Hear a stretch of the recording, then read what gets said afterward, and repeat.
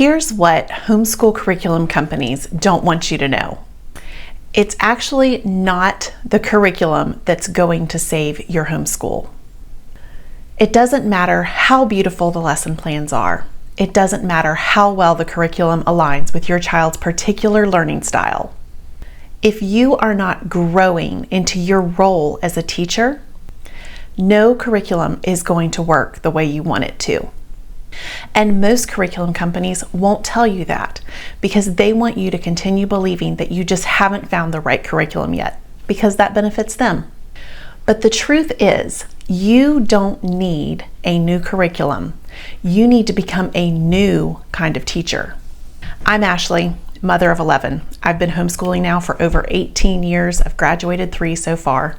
And I am here to tell you I have made just about every curriculum mistake that it's possible to make. So if your homeschool feels like it's just a little behind, a little too chaotic, or a little too disappointing, I want to invite you to watch my free masterclass. It's called The Framework I Wish I Had 18 years ago, when everything felt like it was falling apart. I'll show you exactly what I changed to bring real peace, real progress, and real structure into our home. You can find the link for that in the description box below. Let's get into this. The problem that curriculum companies want you to believe is that all of your problems are product-based. They are probably never going to tell you that real success within their curriculum is going to require you, the mother, the teacher, to level up. The last time I was at a homeschool convention, I can't count the number of times that I heard, anyone can homeschool. You can do this. You don't have to be a teacher. You don't have to have ever done this before. You don't have to have done well in chemistry to teach chemistry. And while this is partially true, it does a real disservice to moms, because what it says is you're fine as you are. There's no need for you to stretch yourself and grow and learn, only for your children to do that. It doesn't make sense, moms. If you've never been a teacher before, you're not going to magically become a good teacher just because you have a script in front of you. Now, that's the first step, of course, and I love a good script personally, but we have to learn how to make the material come alive for our children.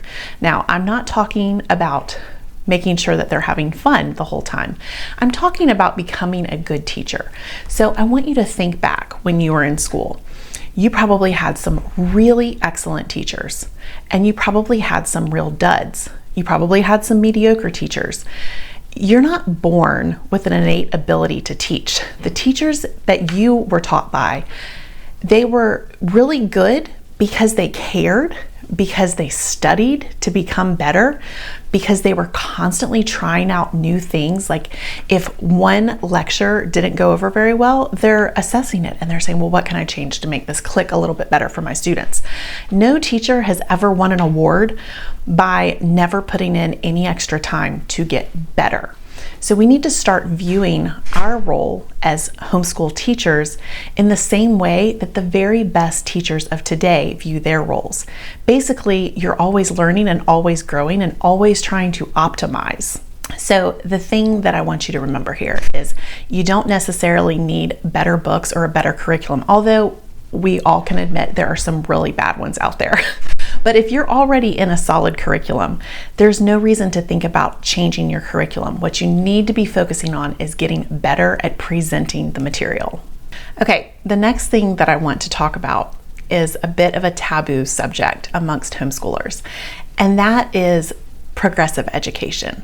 So the majority of us homeschool moms, when we hear the term progressive education, we think immediately, ooh, bad. That's not what we're doing here. We're homeschooling so that we can avoid progressive education, right? But how many of us can actually define what progressive education is? That's what we're going to do right here, because I am going to shock you with how many things you're going to recognize that are actually a big part of homeschooling culture today. So as I'm reading this list off, I want you to think of a time when you have heard either another mom or a curriculum hawker or an influencer talk about any of these philosophies, because these are all progressive education. And we need to start becoming more aware of when progressive education is infiltrating the homeschool arena. Because, for me, I've always thought, oh, progressive education, that's bad. But I wasn't able to define it until just a few years ago. So here's what progressive education teaches. Number 1, children should direct their own learning. Have you heard that one before? How about the teacher is just a facilitator, not an authority? How about learning should be fun, natural, and unpressured? How about mastery doesn't matter, exposure is enough? How about emotional development takes priority over academics? Or grades and structure are oppressive? What about the classroom should be democratic, not hierarchical? Okay, so do any of these sound familiar? Because I know that basically all of these, I've heard one homeschool mom or another, or one homeschool influencer or another talk about how this is how they're conducting their homeschool classroom, when this is just progressive education ideology, plain and simple. Here's a few more that I've heard. Don't push, it's okay if they're behind. That one is probably one of the most popular things that you hear right now. Or we don't want to kill their love of learning. The thing that I want you to remember is that all of these philosophies are the very philosophies that the public schools have been building their education platform on for the last several decades. It all started with John Dewey back in the early 1900s. It's time to do our research, moms, and it's time to wake up to the fact that these progressive ideologies are infiltrating our homeschools. We don't even know that it's happening. And, if we don't get a handle on this, it's going to completely take over. I feel like it already is, but we can still stem the tide. The thing to also remember is these things have not worked in the public schools. That's why our public school education system is in dire straits. Now, I know there are some public schools that are doing really good work, and the teachers that are in those schools, they are trying as hard as they can. There are teachers in really poor schools that are trying as hard as they can. But the thing that we have to remember is these philosophies do not work. We have proof of that after decades and decades and decades of this stuff. So if it didn't work in the public schools, it is not going to work in your home or at your kitchen table. Now, I've linked a few helpful resources for you below, because I don't want you to just watch this video and take it from me. I want you to become educated on this topic yourself so that you can learn to spot these ideologies whenever you hear another mom talking about it, or whenever you hear someone else on YouTube talking about it, so that you know what it is they are actually talking about. We need to become educated. So take a look at those links below, and I'm sure that there are many others that you can find if you choose to go down that rabbit trail, but at least take a look at what I put down there. Okay, so all of this came to a head for me quite a few years ago when it seemed like nothing that I was doing was working anymore. We had gone down so many different rabbit trails. We had gone down the Robinson curriculum rabbit trail. We'd gone down CC again for the second time. And I was just not happy with our results whatsoever. I was not happy with what was happening. And so that is when I started really applying myself to learn more about what it takes to teach material so that the children will understand. And I started immersing myself in different podcasts and reading different books. And when I started taking my job seriously as a teacher, instead of just saying, oh, I'm not a teacher, I'm just a homeschool mom, when I actually took on that identity, like, no, I am a teacher, I need to learn how to do this the best way that I possibly can, that's when things really changed for me. Okay, so here are 4 essential shifts that I made in my own home that really helped to up-level the education level here. The first thing is that I started expecting mastery, and I was not satisfied with merely exposing the children to things. Now, what this looks like in practice is, instead of, for example, at CC, the kids were reading so many books, and you're probably thinking to yourself, Ashley, that's a good thing. It's a good thing for our children to be reading lots and lots of books. And it is. However, if they are having to read those books so fast that they're not internalizing anything or drawing anything, they're just trying to get from chapter to chapter, it's not doing them any good. Exposure on its own does not teach anyone anything. You have to go deep, not wide. So the curriculum that we changed over to Memoria Press. Memoria Press is not the only curriculum that does this. They go very deep instead of going wide. They keep their texts to a minimum each year so that you can really spend a lot of time in each one. And they do that even in the younger grades. For example, in 3rd grade this year, we were reading Farmer Boy. That book took forever to get through. I mean, it's a big book, but we were not reading like 5 to 10 chapters each week. It took us half the year to get through this book because there are so many lessons in that book, and I wanted to make sure that my children internalized each one of those lessons. And the pace that Memoria Press sets, although Memoria is a very rigorous program, they are not having you read tons and tons and tons each day because they want to make sure that you are pulling all of the lessons out of it. So using fewer text, studying fewer things but more deeply, that's where mastery is acquired. Okay, another thing that we started doing was following the teach once, use twice method. And I think this is pretty big amongst Charlotte Mason followers. So the idea of you're taught the material, or you read the material once and then you use it in several different ways. So that can be telling a narration back to your teacher or to a sibling. It can be writing a paper about it. It can be doing copy work from it, but you're spending more time with the material. So you're not just reading it once and moving on, or reading it once, answering a few questions and going. You're actually sitting with the material and trying to extract as much as you can out of it.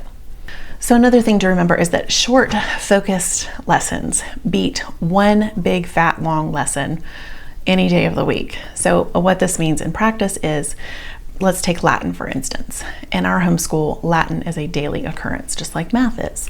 We don't try to cram a whole chapter of Latin into one day at the end of the week because we didn't get to it the rest of the week. We're doing it daily, even if it's just 15 minutes a day, that daily exposure, reviewing flashcards, listening to the lesson again, doing our recitations. All of this is cementing that information in the children's brains and in my brain too. I've learned so much just from doing this with my children every week, but making sure that it is happening with the right frequency is super important, instead of getting behind and then trying to cram it all in on one day. Okay, the fourth thing is training the children's attention. So we live in a attention deficit society. I'm not just talking about children who struggle with ADHD or even parents that struggle from ADHD. Even children that don't have any diagnosed problems, just the way that media is set up. So, obviously screen time, watching TV.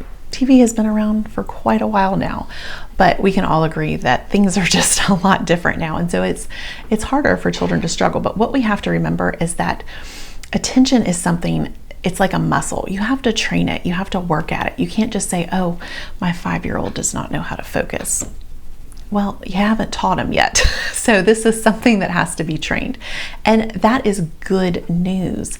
It means that you don't just have to accept that little Sam can't sit still for more than 5 minutes before he just has a complete meltdown. Well, little Sam can be taught to do better and to do differently. And so that is something that is really important, is teaching the children how to sit still, how to sit in their boredom. They don't have to be having fun all of the time. Learning doesn't have to be fun. It's not always going to be fun, but that is actually part of life. There are so many things in my life that I do on a daily basis that aren't fun, but it's part of my duty. And so we need to be teaching children from a young age duty. And part of that is learning to sit still and sit quietly. So in my journey to become a better teacher, I came across an author whose name is Joshua Gibbs. Now, he does a lot of writing, and I believe he has 2 podcasts that are produced by the Circe Institute. I'll link that below. He is a classical teacher, and he actually was teaching in my hometown at one of the big classical schools that's here. He has since moved out to the Pacific Northwest, but he is just so inspiring and so amazing. He is such a fantastic teacher. He really, he applies his whole self to being the best teacher he can possibly be. And so I've actually learned so much just from listening to him and reading his books. And one of the big things that Joshua Gibbs promotes is that your children learn by imitating you. So the teacher is the text. You are the model of what they are trying to achieve. So what this means is we don't have to be subject matter experts, but we do need to know what we're teaching and to be excited about it. Think back again to those teachers that you had when you were in school, the ones that you really learned a lot from.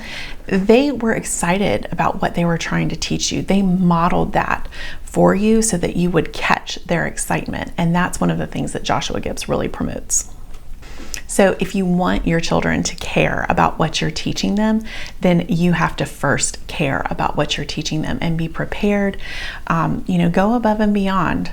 Read some extra literature about it. Watch a documentary about it. Whatever you can do to get excited about what it is that you want to teach them. It's so important. If you are chaotic, distracted, and detached, don't be surprised when your children are too, is basically the bottom line. So another thing that I've learned a ton from listening to the Memoria Press podcast, which is called Classical, Etc. You can find it on any podcasting service or whatever. I try to listen to this every week because it just reignites my passion for doing this job really well. But one of the things that I've learned is that repetition and recitation really do create mastery in a subject. So if you remember when I was talking earlier about teach once and then keep doing it again and again, recitation is one of the best ways to do that. And that is one of the things that I do love most about Memoria Press is that the recitation for each week that we memorize and go over, it's related to what they are studying in science, in Christian studies, in classical studies, and history. It all relates back to what they are studying, and it's just so important. It's so great for getting that information into their brains. So memorization and recitation has gotten a really bad rap over the last 10 to 20 years, really. People saying that, rote memorization kills the love for learning. Well, you know what kills the love for learning? Never knowing anything. We love the things that we're good at. And when children have memorized all sorts of facts about what they're learning, it makes them feel like they're good at it, like they know what they're talking about. That's where you find the love for learning. So if this is really starting to hit home and you are tired of outsourcing your leadership, I would really encourage you to just watch my masterclass. The link for that is in the description below. I cover a lot of this stuff on a deeper level in the masterclass, so make sure you tune into that once this video is over.